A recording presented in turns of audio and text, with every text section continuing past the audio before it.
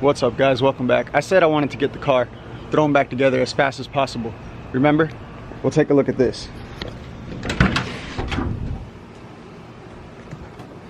I got a lot done in the last week. I decided to kind of just put the camera down and not make any videos and just knock out a bunch of things that we needed to get done in order to get Ms. Parker closer to firing up. And yeah, we did get a whole bunch done. Most of it was all wiring, and that was another reason I didn't want to really make any videos, because wiring is very tedious, and you know, most of it was done behind the scenes on a piece of paper, me like doing my homework, making sure that I got everything lined up properly before I went in the car and got it wired up. But at this point, I would say we have, I don't know, like 90% of the car wired, which is sick. I just have to make a connection to the TPS sensor and the IAC sensor. Both of those are just too short. I have to cut them, lengthen them, and get them to where they need to be, but I'm going to wait to do that until we get the intake manifold back in the car, so I know exactly how long I need to make those harnesses before I just blindly cut them and wire them into the harness. But besides that, we need to connect some vacuum to the car, but I got the map sensor connected, and I just have to run the cable for the fuel pump. But everything else is pretty much wired up, and it was a lot of work. I don't know who said it was a good idea to wire a car from scratch, but we got it done now, and I could not be more stoked about it. So obviously I got the dash back into the car. We got our little oil pressure gauge in the AC vent there, and then we got the center console back in, as well as the shifter trim, shifter boot, and the shift knob.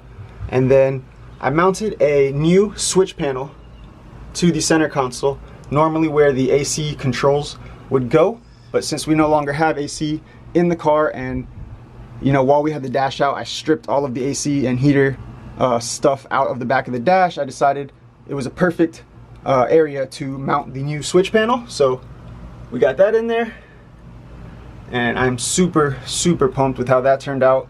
And then what else?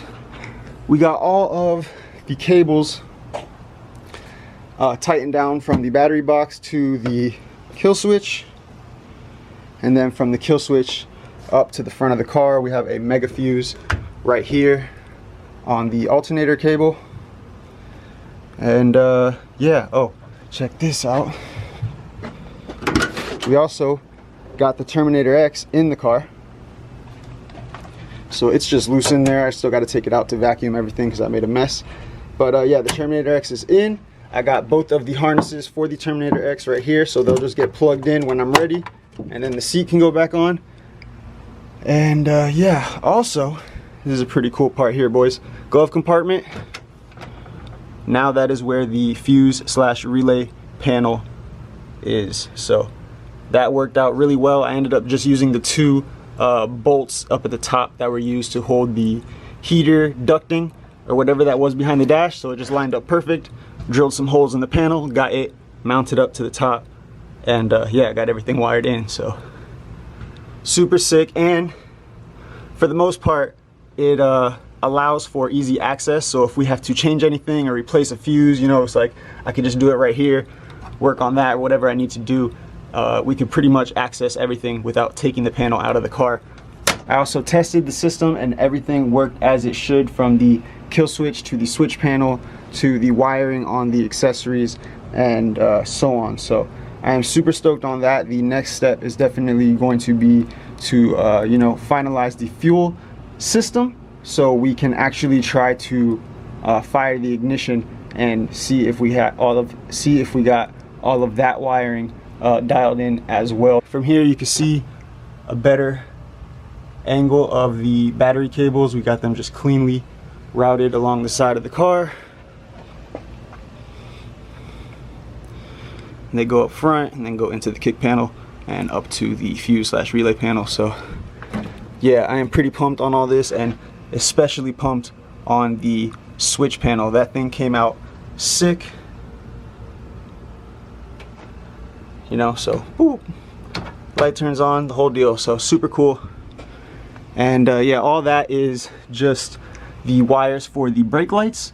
which is not really a priority at the moment. So once I make sure that the car is wired up as far as like what it needs to run properly, then we'll go back and wire in all of the brake lights, the headlights, and all of that. So yeah, over here we also got the fans rewired. You guys can see that wire just goes back over this way, and then I got some plugs and wired them in, so that way, you know, we could just unplug it, pull the fans out, leave the harness for the fans attached to the front. Like before, when I wired them in, they were just hardwired to the car. So if I wanted to remove the fans, I'd have to cut some wires and unhook some wires at the source, and it just wasn't ideal. So now this is much more professional.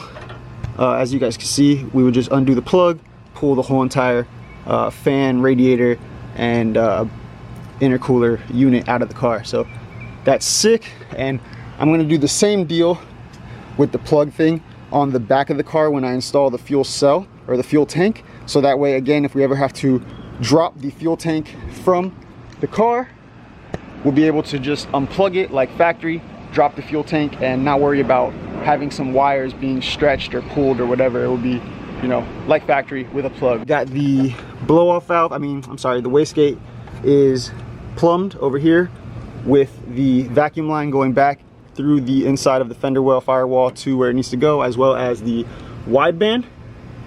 All of that is already plugged in behind the dash. And then on this side, we do have the blow-off valve, and that is plumbed. I also got the steering shaft coming out of the steering column attached to the U-joint that's attached to the steering rack, all dialed and tightened up.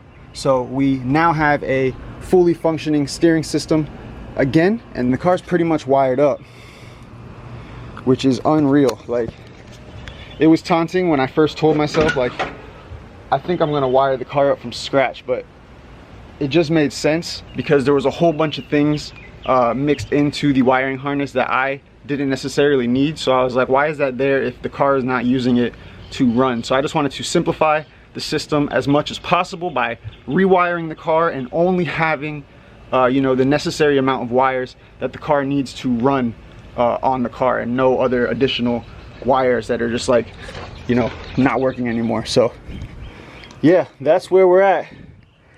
This car is filthy, super dirty. Like, I need to clean the dash, but I feel like, again, that's just not a priority at the moment, and I need to get the car running. So I'm just gonna keep pushing forward to getting the car dialed in and getting it ready to fire up for the first time on the new setup. But yeah, I figured I would make a video here and update you guys because we got a lot done. So hope you enjoyed the video. Make sure you guys stay tuned to the channel, because in the next video we are going to be reinstalling the gauge cluster trim, or the gauge cluster bezel, as well as the new gauge cluster. And well, let's just say that we aren't going to be reinstalling the OEM gauge cluster, so you guys can probably guess what will be going in its place. But if you did enjoy the video, make sure to hit the like button for me. It really helps out the channel. Subscribe to the channel, and I'll see you in the next one. Be easy.